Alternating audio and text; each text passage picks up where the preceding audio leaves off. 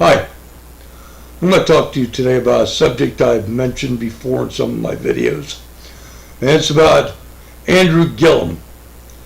Well, Andrew Gillum's been in the news recently about accepting tickets to the play Hamilton, and these tickets go for $1,000 a crack. And they've been doing some looking, the Ethics Commission of Florida, and they contacted a friend of his and some other people, and they've gotten texts, itineraries, other type of information, and it all paints that Andrew Gillum knew who he was getting these tickets from. He got these tickets from a guy who was posing as a builder, in fact was an undercover FBI agent. These tickets go for $1,000 a crack. He also got hotel room paid for when he went to New York for this thing. When he's asked about it, he has an entirely different story. I thought my brother gave me the tickets. I thought this, I thought that. Blah, blah, blah, blah, blah, blah, blah. Ron DeSantis brought this up to him in a debate. It was just recent. His statement was that he was a grown man and he earned everything. Nobody gave him nothing. He works hard and all this stuff and blah, blah, blah, blah, blah. And then here's the clincher in the end. You must think this of all black people. Andrew Gillum has been running a race-baiting campaign from the day one. Right after he won the primary, Ron DeSantis was being interviewed and he made the mistake. Now, I'm not saying he knew this was a mistake. Apparently this is the tactic of Democrats and black people who are running for office nowadays. When somebody says something you don't like, the tactic is that if somebody mentions something, you can exploit, you do. Ron DeSantis said, I surely hope that this thing doesn't get monkeyed up. Monkeyed up! He's calling me a monkey! That's exactly what Andrew Gillum did. He got on CNN, and CNN was standing there patting him on the back, waving the flag, and he's on there, he's calling me he's a monkey, he's a racist, he's a bigot.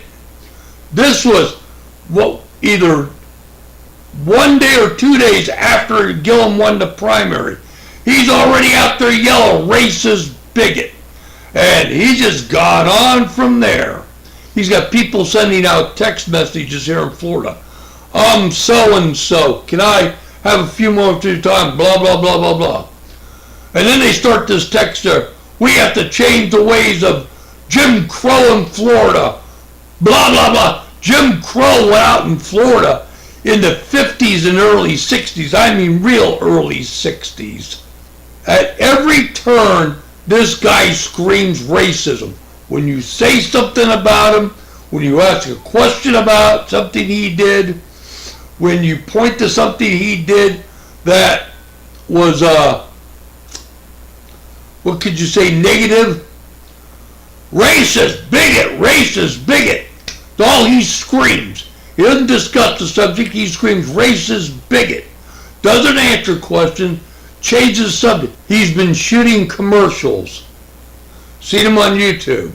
Who's he having these commercials? A black kid.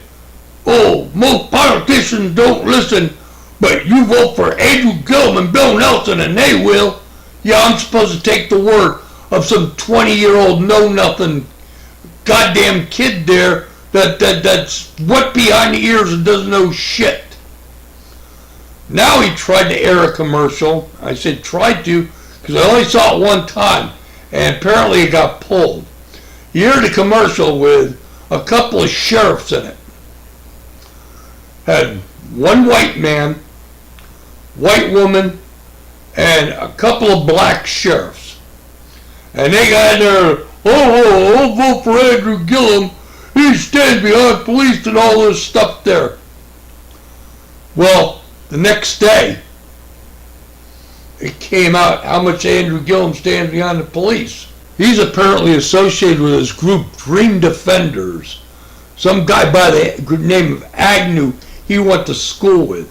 And apparently he went and attended some sort of training school in California, along with Agnew and other people, that's run by George Soros, and trains them how to be activists. He signed this thing, this manifesto, I'd call it, the Freedom Pledge.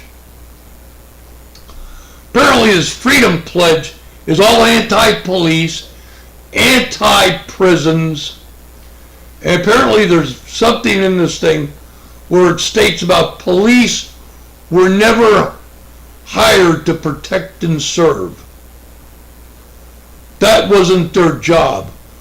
Police were hired to be slave catchers. There you go. This guy's associated with a group that all they think about is that white people are slavers, and this 19th century thinking, and all they've got is these socialist views and free college and free this, free that, and also they happen to be anti-Israel. I guess that's something there. Hate Jews too, huh? All of a sudden now, 38 sheriffs in Florida sent Gillum a letter today and stated in it there, we want to pledge that you remove yourself from this Dream Defender group. You won't see that from him.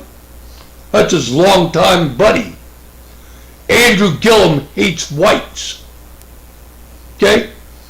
Pure and simple. The guy's a racist bigot. There's no denying that. Go on the internet and look at this Dream Defender group and see what they represent. And then go on the internet and read about Andrew Gillum. He'll talk about how his group is so good and how he gave him food there when they did the sit-in up there and all this fucking bullshit there. This guy will run Florida into a trash can.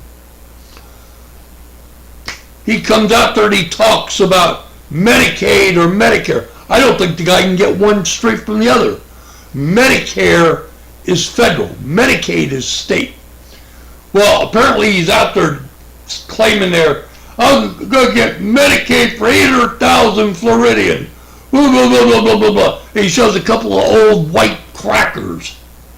Yeah, that's the only time he brings us crackers out, is when he wants to use us for some tear catcher vote like that. But here's a catch. Just after he won the primary, like about 2 weeks after that, I saw him on a Sunday morning talk show. Not Sunday morning talk show. One of those Sunday morning news shows, like Meet the Press. And they asked him about this thing, about the Medicare. And he got on there and he started telling them, well, we can't do it by ourselves. We need a confederation of other states there. If we try to do it by ourselves, it will bankrupt us. But you look at his latest campaign pledge, I mean, this is like yesterday. He's still on there pushing this 800,000 for Medicaid, and he can't get it.